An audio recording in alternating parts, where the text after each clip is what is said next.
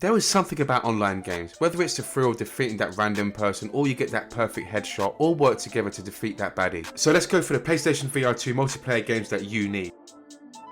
Intergalactic Adventure is already playable with the PlayStation VR 1, but the PlayStation VR 2 version will bring improved control and improved visuals, which will, quote unquote, take the sense of immersion and believability up to several major notches. That's a lot of notches. I invested countless hours into this on the PlayStation 5, so I know for sure this will track the shit out of me. As I love space and aliens, and just the idea of being able to fully immerse yourself in these random alien planets as you craft your bases and battle with your starships is too enticing. And of course, the online features take this all up some extra notches some more. I really feel like that word is being overused right now, but anyway, you can have up to 32 players online, whilst getting to play with those that have VR headsets or not. Beam me up, Scotty. The big announcement from CES was that GT7 was getting VR support with the PlayStation VR 2. Rated against other people with all the available tech from the PlayStation VR 2, such as the haptic feedback in the headset, would be truly incredible. Obviously, if you have the steering wheel set up, then you're going to have an even more immersive experience, but with the controller alone, you are still sure to lose countless hours in this realistic racing sim. And what is better, it is a free upgrade for those that already own the original version. Cheers, Sony, that's really nice of you. If you've played Counter-Strike or Rainbow Six Siege, then you'll be familiar with First Contact Entertainment's new installment for the PlayStation VR 2, Firewall Ultra. This one I'm truly hyped for. It's an FPS online shooter which takes full advantage of the PlayStation VR 2 tech, such as eye tracking, letting you pick your weapons by looking at them. There is a much higher level of visual fidelity with the 4K HDR, with all character models being remade and maps being overhauled with new areas and textures. They've also said there'll be tons more customization options, with the inclusion of rounds now making it a best of 3, and the promise of future content post-launch such as new contractors, weapons and maps. Yeah, this could be the PlayStation VR 2 PvE experience that really sets the online PlayStation VR 2 world alight. Oh, and the cherry on top is that you have dedicated online servers. GG.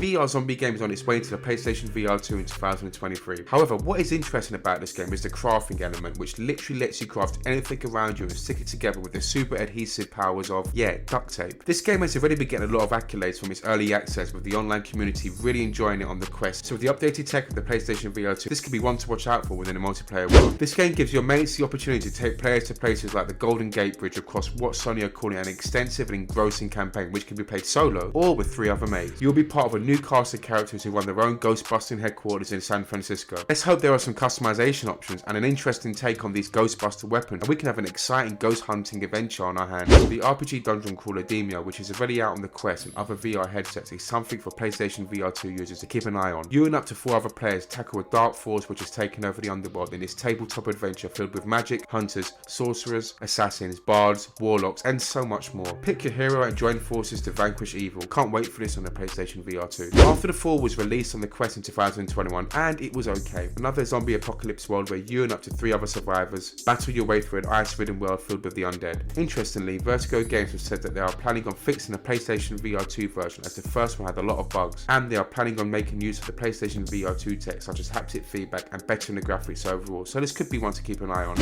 An MMO where you fly, raid, take on dungeons, level up your abilities and weapons, and there's already promised updated content post-launch. Set in an open world where you can work with your teammates and do all of these challenges make Zenith an interesting online option. I played it quite a bit on the Quest, but I stopped when I saw the announcement for the PlayStation VR 2, as the better graphics and improved VR capabilities from the PlayStation VR 2 made me think I should wait and enjoy it on a much more powerful system. This one definitely has the capabilities to trap the masses. The hugely popular social deduction game developed by Shell Games is coming to the PlayStation VR 2. It's already shown its popularity, killing it on the Quest and even being hugely popular on streamers as they figure out who the hell is the imposter. Of course, with the PlayStation VR 2 in the VR world and online community, this will be an accusational, that's a word, and immersive as ever. Also, it's only a tenner. Now I know this isn't confirmed as multiplayer, but I'm very confident Sony will allow this, especially as it was possible on other VR devices. The chance to play this VR river game against friends and opponents where you slash the beats of adrenaline pumping music as they fly towards you, surrounded by a futuristic world, to see who gets the highest score would be seriously good fun. Already released on the PlayStation VR 1 and Quest 2, Alvo is a competitive online VR shooter featuring multiplayer modes such as Team Deathmatch, Search and Destroy, and Deathmatch and Zombies. I didn't play it personally, but I heard they were great fun as you shoot, slide, duck, throw grenades to victory. The dev team confirmed that there will be visual improvements with the PlayStation 5, enhancements to move and DualShock input considerations, but also enhancing HMD controllers. Although information has been slow recently, we expect to hear some more stuff in the next few months. X8, developed by Thirdverse, is a multiplayer shooter which is set to launch on a PlayStation VR 2 in 2023. 2023. The 5v5 shooter, which plays a lot like Overwatch, has you battle against each other with different abilities and skills. The trailer looks good, but hopefully there'll be some visual improvements upon launch, as we know the PlayStation 5 is one hell of a beast. But still, I love the concept. Crossfire is Smilegate's popular flat screen FPS, and it's getting a release on the PlayStation VR 2 in the summer 2023. It's got 4-player co-op as you command a fire team going to war with a newly discovered bioweapon. Not the most unique storyline, but there is a heap of content from 60 campaign missions, nearly 40 different weapons, and 17 enemy types. Also, it has already been said there will be additional modes such as arcade mode, realism mode, and more future content will be added.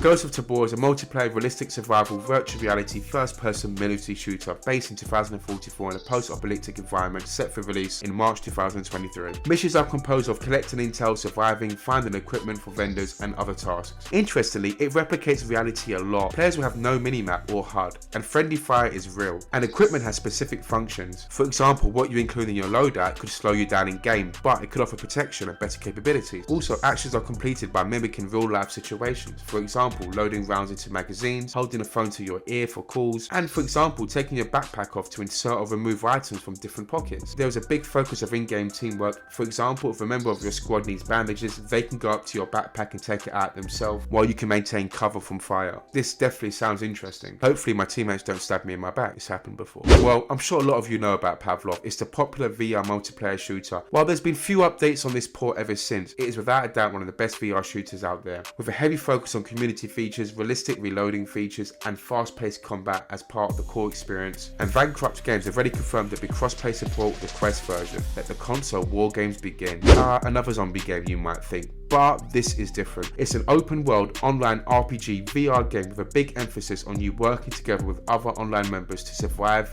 and, of course, kill hordes of zombies, acquire weapons, learn new skills and abilities, craft and complete quests. The need to survive is very important here, as you need food and water, so you can fish, search abandoned houses, hunt and gather. Of course, communication is very key as well, meaning you can exchange items and barter with each other or cooperate in combat. This is like proxy chat times 50. So there we go. As of recording this video, those are the online multiplayer games where you and your mates can jump online together to wreak some havoc, race each other, or venture off to alien planets. Hopefully I didn't miss anything. If I did, then do let me know below. What are you guys most hyped for out of interest? Personally, No Man's Sky and GT are right up there for me, and Firewall Ultra, as I did like Rainbow Six Siege, even though I suck. Anywho, before you leave, if you did like today's video, make sure you hit that like button, and of course subscribe as well. I bring VR related content on a weekly basis for you guys to feast your eyes and ears on, if that makes sense. Anyway, I'll see you guys next week.